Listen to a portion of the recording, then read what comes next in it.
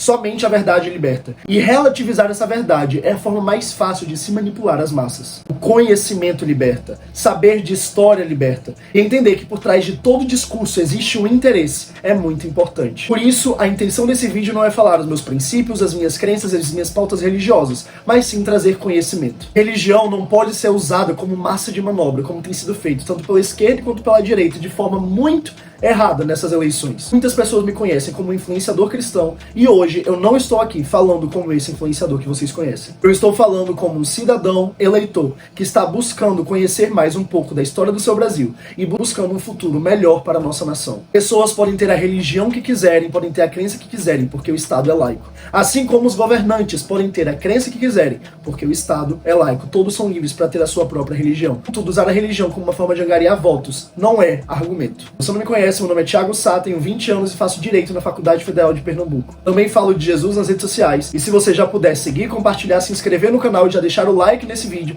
você ajuda muito o nosso projeto aqui no canal. Lembrando que o foco desse vídeo é trazer conhecimento. A minha opinião eu vou deixar para falar mais pro final do vídeo. Espero que você aprenda e compartilhe com seus amigos. Então vamos começar. Quer bater em mulher, vá bater em outro lugar. Lula. Eu jamais estuprar você porque você não merece. Bolsonaro. Não tem coisa mais fácil do que cuidar de pobre no Brasil. Com 10 reais o pobre se contenta. Lula. O erro da ditadura foi torturar e não matar. Bolsonaro. A Dilma não é nenhuma nordestina, a Dilma é uma mulher formada. Lula. O afrodescendente mais leve lá pesava 7 arrobas. Bolsonaro. As coisas absurdas que eles inventam todos os dias não têm critérios. Eles são capazes de dizer que você nasceu mulher e depois virou homem. Lula. O filho começa a ficar assim meio gayzinho, leva o couro e ele muda o comportamento, tá certo? Bolsonaro. Pelotas é uma cidade polo, né? Exportadora de viado. Lula. Eu sou favorável à tortura, tu sabe disso. E o povo é favorável a isso também. Bolsonaro. Mesmo errado, tinha aquilo que eu admiro em um homem. O foco de se propor a fazer uma coisa e tentar fazer. Lula. Se tomar vacina e virar jacaré, eu não tenho nada a ver com isso. Bolsonaro. Ainda bem que a natureza criou o monstro do coronavírus. Lula. Foram 4 homens, a quinta deu uma fraquejada e veio uma mulher. Bolsonaro. Cadê as mulheres de grelo duro do nosso partido? Lula. E ambos os candidatos ferem a moral e a ética, a gente já entende. Só dá um Google na internet que você vê as frases mais marcantes que essas pessoas já disseram. Então uma coisa é clara, das duas opções que temos, ambas não tomam cuidado com o que dizem. E nós como eleitores teremos que decidir em quem votar, não baseado no que dizem, porque ambos, como vocês puderam ver, dizem muita besteira, mas sim com o que eles fazem. Desde crianças aprendemos que político é mentiroso. E em época de campanha eleitoral percebemos que vale qualquer coisa para permanecer ou para adquirir o poder. Muito se promete até que o cargo seja alcançado. Mas como escolher?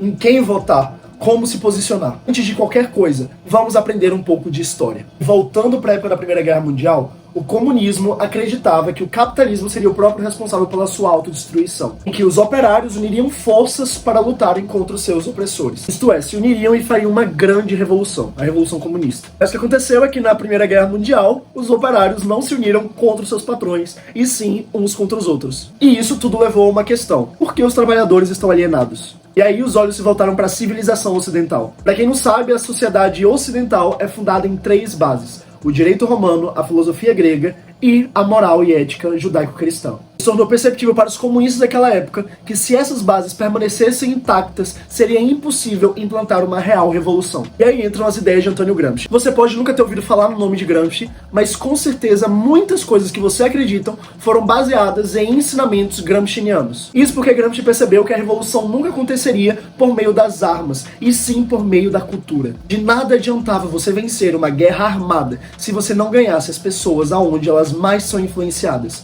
na cultura. Assim, Gramsci defendeu que a mudança da sociedade apenas ocorreria se houvesse uma mudança interior nas pessoas. No lugar de irem pra rua com armas e levantarem a bandeira da luta de classes, os comunistas entenderam que o lugar certo para eles começarem a sua revolução seria dentro das salas de aula, de modo que as pessoas passassem a enxergar o mundo de forma dividida, os opressores e os oprimidos. E isso, se você não sabe, foi implantado no Brasil há muito tempo pela pedagogia do oprimido de Paulo Freire. Voltando para Gramsci, Gramsci falava dos conceitos de poder e de hegemonia. O poder relacionado ao controle da segurança e da administração de um Estado, hegemonia voltada para os pensamentos e a parte cultural das pessoas. Assim, a mudança deveria ter a aparência de uma luta pelas classes, pelo bem-estar das pessoas, pela dignidade, pela liberdade dos homens, não envolvendo uma luta armada, mas levando as pessoas a abandonar a herança cultural e tradicional que haviam recebido. E tendo levado essa luta para o campo das mentes, não haveria mais resistência quando eles assumissem o poder, porque todos estariam pensando da mesma forma, pensando na liberdade, pensando nas coisas boas que o governo poderia dar para eles, se esquecendo de que por trás havia uma agenda muito bem planejada e organizada. E os pensamentos de Gramsci e de Marx foram tão difundidos que em 1923 foi fundada a Escola de Frankfurt, e com base na sua teoria crítica, buscava criticar tudo aquilo que era considerado verdade. Lembra aquilo que falamos no início do vídeo, de que apenas a verdade liberta, e que relativizar essa verdade significa uma ótima forma de manipular as massas? Pronto, a teoria crítica buscava bater de frente com o que se considerava verdade, pelo meio da razão. Foi na Escola de Frankfurt que esse marxismo inicial foi complementado pela psicanálise de Freud, com a filosofia existencialista e a filosofia da linguagem. E as ideias desse filósofo, como Horkheimer, Adorno e outras pessoas que fizeram parte da Escola de Frankfurt, permanecem vivas nos dias de hoje, principalmente nos meios acadêmicos, nas universidades e nas escolas. Porque a gente entende que é a partir do ensino, a partir da educação,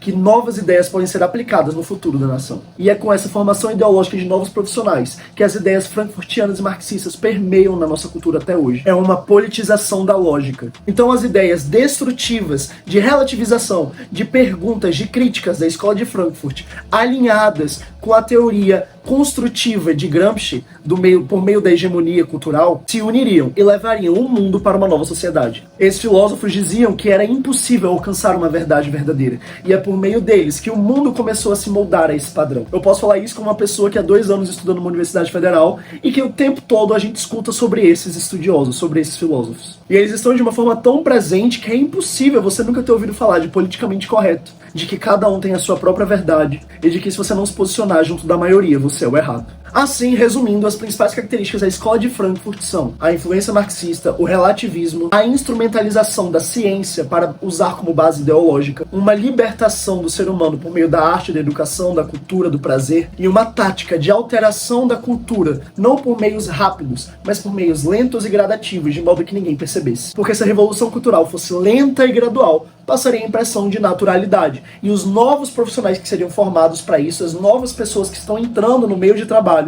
teriam isso em mente. Em que crianças em todo o país escutam bastante de política e de certo e errado, em vez de aprenderem a matéria em si. Ciência, matemática, história, geografia, tudo é voltado para uma pauta.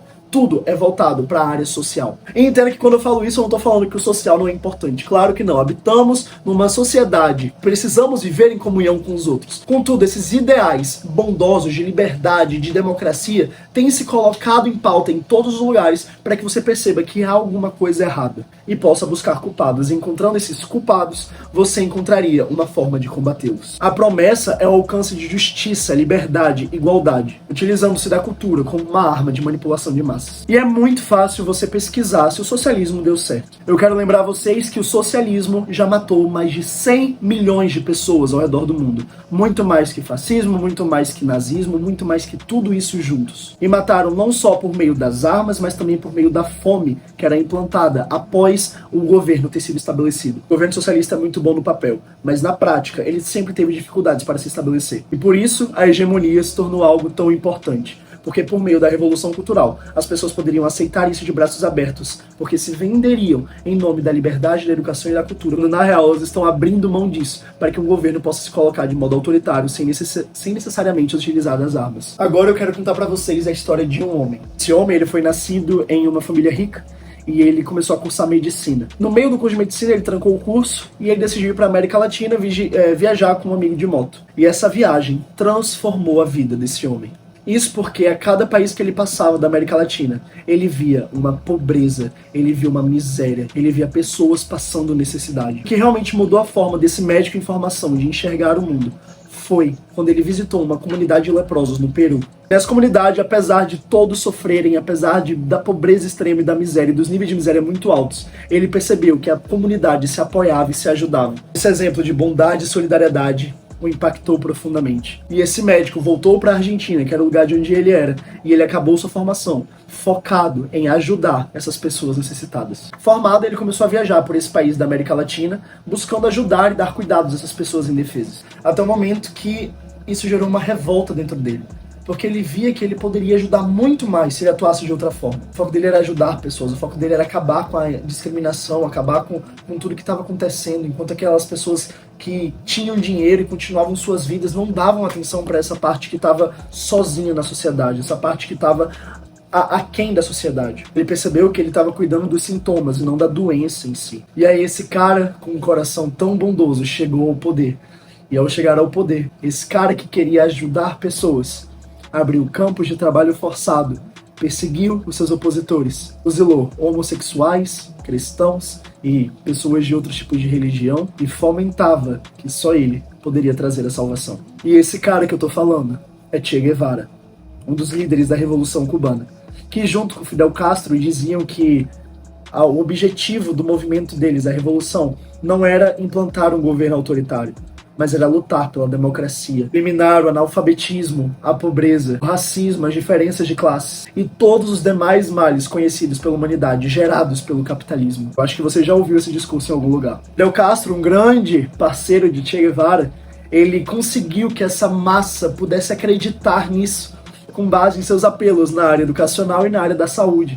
Ele falava que precisava haver uma mudança na educação, que a educação era muito defasada e que o sistema de saúde precisava ser ainda mais apoiado, que eles iam fazer isso em nome da população. Existem esses dados históricos e vocês podem pesquisar em qualquer lugar na internet. A partir de 1960 foram criadas as Unidades Militares de Ajuda à Produção, as UMAP, que eram os campos de trabalho forçado de Cuba. Em 1967, esses mesmos campos de concentração foram denunciados pela Comissão Interamericana dos Direitos Humanos. Segundo o documento oficial dessa comissão, estava escrito isso daqui: os jovens são recrutados à força por simples disposição da política, sem que se faça nenhum julgamento, nem que seja permitido direito de defesa. Em muitas ocasiões, os familiares só são notificados semanas ou meses depois da detenção. São obrigados a trabalhar gratuitamente na grande estatal por mais de 8 horas diárias e recebem um tratamento igual ao que se dá em Cuba aos presos políticos. Esse sistema cumpre 2 objetivos: facilitar a mão de obra gratuita do Estado e castigar os jovens que se negam a participar das organizações comunistas. Nesses mesmos campos, diversas pessoas foram torturadas e mortas por serem católicos, cristãos e por serem homossexuais. Se você acha que eu tô mentindo, em 1964, o próprio Che Guevara foi para uma conferência das Nações Unidas. Diversos chefes de Estado indagaram pro guerrilheiro sobre os fuzilamentos em massa que estavam ocorrendo dentro do país. E você pode pesquisar na internet porque existe a gravação desse discurso de Che Guevara em que ele fala exatamente isso. Sim, temos fuzilado. Fuzilamos e seguiremos fazendo isso enquanto for necessário.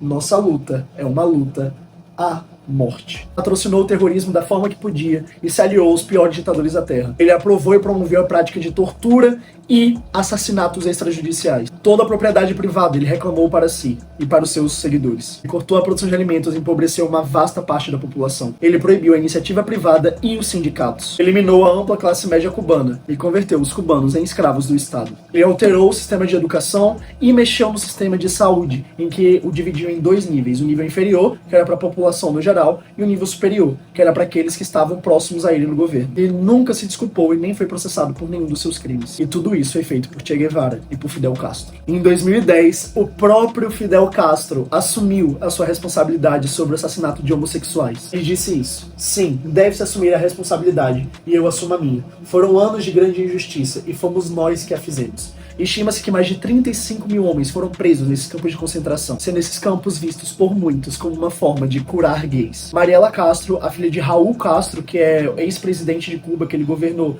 de 2006 a 2018, ela disse exatamente isso daqui, sobre as UMAPs. Em outras, onde reinava a arbitrariedade, eles foram separados injustamente dos demais jovens. Havia então o grupo dos homossexuais e dos travestis, o grupo dos religiosos e dos crentes, o grupo dos hippies, etc. Foi reservado a eles um tratamento especial, com chacotas cotidianas e humilhações públicas.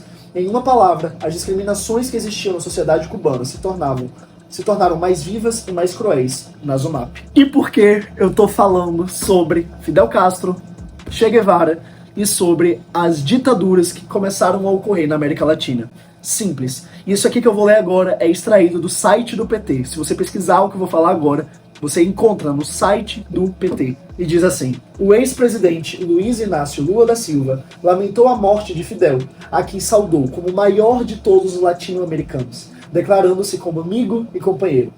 Para os, entre aspas, para os povos de nosso continente e os trabalhadores dos países mais pobres, especialmente para os homens e mulheres de minha geração, Fidel foi sempre uma voz de luta e esperança, disse Lula. Entre aspas novamente. Sinto sua morte como a perda de um irmão mais velho, de um companheiro insubstituível do qual jamais me esquecerei, lamentou o ex-presidente. Será eterno seu legado, dignidade e compromisso com um mundo mais justo. Ambos conheceram em 1980, quando ambos estavam em Havana. Isso foi extraído do site oficial do PT. Não só a Castro, mas a outros ditadores, Lula já demonstrou seu apoio. Durante o encontro com Hugo Chávez, lá em Brasília, em 2005, ele falou assim: "Eu não sei se a América Latina teve um presidente com as experiências democráticas colocadas em prática na Venezuela. Poderia até dizer que a Venezuela tem excesso de democracia. Este homem que apanhou como pouca gente apanhou, hoje se transforma em um companheiro da maior importância." Isso aí tá falando sobre o ditador da Venezuela. E a gente sabe da crise venezuelana, o tanto de venezuelanos fugindo para o Brasil hoje. Resumindo tudo o que foi dito até agora, a gente aprendeu um pouco sobre a história latino-americana, principalmente de Cuba, e a gente entendeu que a esquerda buscou sempre em se envolver nos meios culturais, pregando pautas sobre liberdade, educação, saúde, economia, e dar pão aos pobres, dar comida aos pobres, dar saúde aos pobres. Mas quando chegava ao poder, esses ditadores faziam coisas completamente fora do senso comum. Pregando essas coisas, eles conseguiam implantar um regime autoritário no seu governo para poder fazer com que a população tivesse que se submeter a eles, sem poder exigir, sem poder exercer uma oposição. A população vai ter que estar desarmada e a oposição calada. E então chegamos no Brasil. Lula assume em 2003 como uma esperança, uma mudança para a nação. E é fato que durante o governo de Lula, muitas coisas mudaram e o Brasil teve um avanço muito grande. Houve um crescimento exponencial, social e econômico no país. E principalmente porque durante seu governo, mesmo tendo ideais esquerdistas, ele utilizou-se de políticas liberais como Meirelles, como ministro da Economia, para poder crescer e poder fomentar as suas políticas públicas. O Lula investiu muito em pautas sociais e foi percebendo um endividamento muito grande, sem o retorno esperado. Mas quando Lula saiu do governo, o Brasil estava em superávit. É válido pontuar que na época que Lula estava no governo, o cenário mundial era muito diferente. O mundo passava por algo chamado o boom das commodities, que todos os países exportadores de commodities tiveram um crescimento exponencial muito grande. Esse crescimento independia da capacidade de seus governos de gerar emprego, porque os empregos eram gerados naturalmente e a pobreza ia diminuindo. Porque quando comparado com outros países exportadores que viveram esse boom, o Brasil apresenta um crescimento medíocre. E depois desse boom, com as políticas públicas e sociais avantajadas, com a intervenção das estatais, o investimento em países de esquerda que não tinham garantia de devolução e capacidade para devolver os recursos implantados, o aumento do endividamento e, claro, os diversos casos de corrupção, logo houve um colapso na economia brasileira. Começou a haver como estagnação, aumento de preços e a inflação. Se você quiser saber mais sobre o boom das commodities, eu vou colocar um link aqui abaixo do vídeo O PT Mandou Bem, dos Jovens de Negócios, e vale muito a pena assistir. E como eu sou estudante de Direito, eu não poderia deixar de falar sobre a inocência de Lula. No fim do governo Lula foram descobertos vários casos de corrupção e o ex-presidente foi condenado por corrupção passiva e lavagem de dinheiro pelo juiz Sérgio Moro. E é importante dizer que as duas condenações foram confirmadas pelo Tribunal Regional Federal da 4ª Região. Ou seja, Lula foi condenado em duas instâncias. E por isso Lula foi preso, porque na época o STF permitia a prisão de pessoas condenadas em segunda instância. Mas o Lula foi absolvido, o Lula foi inocentado. Na verdade, não. O que aconteceu foram que os processos foram anulados. Isso porque primeiro o STF entendeu que os processos não deveriam ter tramitado na Justiça de Curitiba e deveriam ter ido para Brasília. Em junho, decidiu que o Moro tinha julgado Lula com parcialidade. Por isso, todas as condenações foram anuladas, ou seja, extintas, sem a análise do mérito. Ou seja, Lula ainda poderia responder às acusações em novos processos que estivessem no lugar correto e com um juiz imparcial. Então o processo retomou a estaca zero, só que Lula completou 75 anos e ocorreu a prescrição da pretensão punitiva. Ou seja, o prazo legal para que Lula cumprisse a pena caso fosse condenado acabou. Então tudo aquilo que existia de prova contra Lula permanece existente. O que acontece é que ele não pode mais responder judicialmente por isso. Mais uma vez, o Brasil mostrando que o crime compensa. Mas Lula é inocente? Dentro do mundo jurídico, uma pessoa só pode ser considerada inocente ou culpada quando existe um julgamento com análise de mérito. Mas como o processo foi anulado, significa que nunca existiu um processo contra Lula. Ou seja, não pode dizer que Lula foi inocentado porque ele não foi absolvido, o que aconteceu foi a anulação, mas cabe a presunção de inocência constitucional. Ou seja, se ele não foi condenado,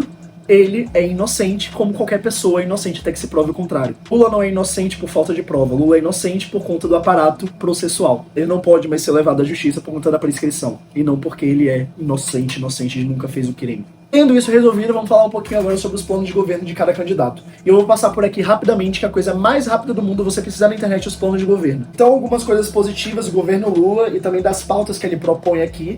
atenção para a desigualdade e para a parte social, isso é muito importante. Eu sei que a gente fala sobre a reforma cultural e a hegemonia, mas as pautas sociais são de interesse do governo, sim, e devem existir. Uma coisa que ele fez no passado, inclusive, ele abriu 67 novas embaixadas no globo para facilitar a comunicação com os povos. Ele fortaleceu as alianças com o Mercosul e com o BRICS, criou o Disque Denúncia, a lei do feminicídio das domésticas.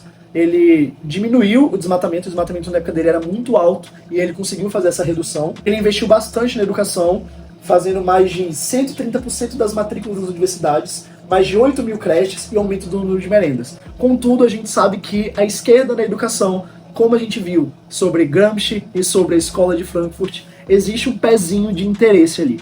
Então você pode ver esses dados aqui de que ele investiu bastante no ensino, e a gente já sabe o porquê. Porque é pela educação que você controla uma sociedade. Uma das propostas que eu bato de frente é a revogação do teto de gastos. Se você não sabe, existe um teto de limite que o governo pode gastar anualmente, e o Lula quer anular esse teto de gastos, e ele quer fazer a revogação tanto do teto de gastos quanto da reforma trabalhista. Uma das coisas que ele faz aqui é a regulamentação das mídias. Se você está vivo nesse período entre turnos, você nunca viu, eu nunca vi no Brasil, algo acontecer assim, de o próprio TSE censurar as pessoas de falar. E as pessoas falam que isso é porque ele está censurando as mentiras, só que a gente percebe que muitas coisas que ele censurou nem tinham sido expostas ainda. Se isso está acontecendo antes de o Lula assumir, imagina quando acontecer quando ele assumir. Mas como proposta ele tem o imposto de renda zero, salário mínimo forte, o Bolsa Família de mais de R$600, com 150 por criança até 6 anos, não sei de onde esse dinheiro vai ser tirado.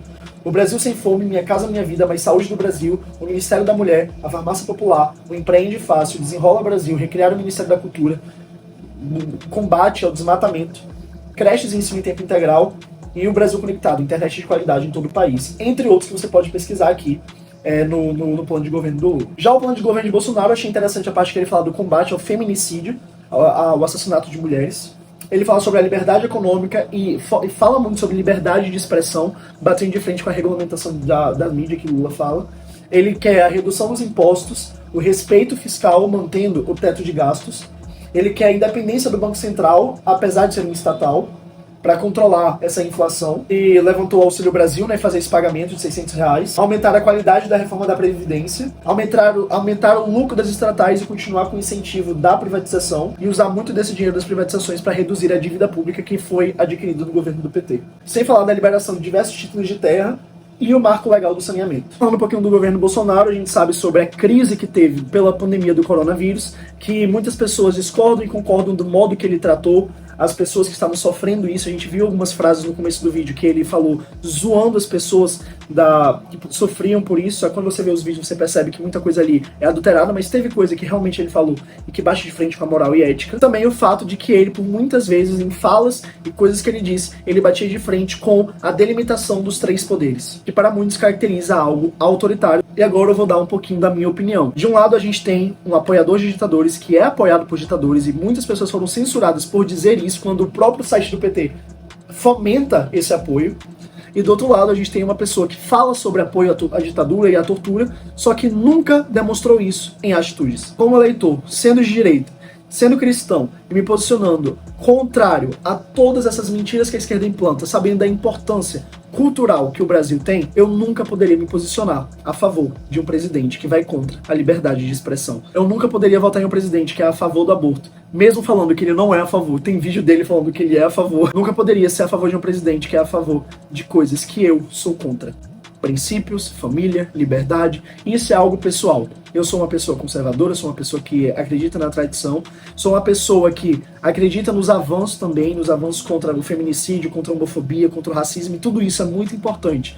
Só que eu não consigo, por base histórica, confiar em um governo de esquerda. Sei que muita gente vota no PT porque tem medo do Bolsonaro, porque tem repúdio a tudo que ele fala. E tudo bem, eu entendo, eu também repudio muitas das coisas que ele fala. Se você perceber as frases que eu coloquei aqui, todas elas eu repudio completamente, porque eu entendo que são pessoas de tempos diferentes, são pessoas que não têm esse filtro na forma de falar. Só que eu prefiro um governo que está mais alinhado com meus princípios, mesmo que o presidente ainda esteja tenha coisas que eu sou contra do que um governo que é totalmente contra aquilo que eu acredito. Como cristão, eu jamais usaria a religião como massa de manobra, como os dois lados fizeram muitas vezes. Eu não acredito que você pode usar a Bíblia como justificativa para argumentação. Claro que se você acredita numa religião e você segue os princípios dessa religião, você vai buscar voltar em alguém que está mais próximo dos princípios dessa religião. Só que você não pode usar isso como para dizer se alguém é salvo ou não salvo. Você não pode usar a política como uma forma de fomentar cristãos ao seu redor. Porque se esse cristão tá votando em um político, seja ele Lula ou seja ele Bolsonaro, ele tá fazendo isso porque ele acredita que é o melhor pro seu país. Seja por alienação, seja porque ele tá sendo usado como massa de manobra, ou seja porque ele estudou e acredita que aquele candidato vai ser mais certo para ele mesmo. Então a gente tá vivendo num mundo polarizado, a gente tá vivendo num mundo em que se você não se posicionar, você tá sendo conivente com o que tá acontecendo. Se você for se posicionar, se posicione com consciência, se posicione estudando, se posicione entendendo o contexto geral e não apenas aquilo que a mídia fala, porque você percebe que a mídia, ela tá sempre pautada em interesse. A verdade, ela foi relativizada no Brasil. E a gente que, pelo menos eu como cristão, eu acredito que a verdade é só uma, é Jesus Cristo. E eu nunca vou usar Jesus Cristo como forma de confiar em político, mas sim como forma de saber os princípios que eu sigo e seguir esses princípios até o fim. Sabendo que o princípio da verdade é um princípio dos mais fundamentais de todos, eu vou atrás dessa verdade, eu vou atrás desse conhecimento, para poder então, com esse conhecimento, votar naquele que está mais próximo do que eu acredito. Não seja cego, não seja uma massa de manobra, não se posicione de forma burra, mas estude, faça aquilo que você acredita. E principalmente, pare de dizer que pessoas não são cristãs por causa de política. Pare de lutar com familiares, pare de brigar com pessoas ao seu redor por conta de política. Entenda que as pessoas querem o melhor pro Brasil. O brasileiro quer o melhor pro Brasil. O problema é que se enxergam de forma diferente, enxergam de como vão alcançar isso de forma diferente. E eu espero que com esse vídeo, com as coisas que eu falei aqui pra você, com essas informações que eu trouxe pra vocês da história da esquerda mundial e principalmente na América Latina, que você possa entender o porquê eu, como cristão e como direitista e como uma pessoa que acredita fielmente que o Brasil precisa de ajuda, não posso votar no PT. Lembre de se posicionar. Você tem o direito de votar nulo, mas votar nulo nessa eleição é você fechar os olhos para o que está acontecendo na nação. É se abster de uma decisão essencial. Tudo que eu falei aqui não é porque eu queria falar, mas é porque eu amo o meu Brasil. E mesmo brincando quando eu era pequeno de que eu queria sair do país, eu carrego essa bandeira. E eu quero ver o Brasil nos rankings de melhor país do mundo para se viver. E eu creio que a gente vai alcançar isso em nome de Jesus. Lembra de curtir, comentar e compartilhar, e que esse vídeo possa alcançar muitas pessoas. Se inscreva no canal e me siga nas redes sociais. Tchau, tchau.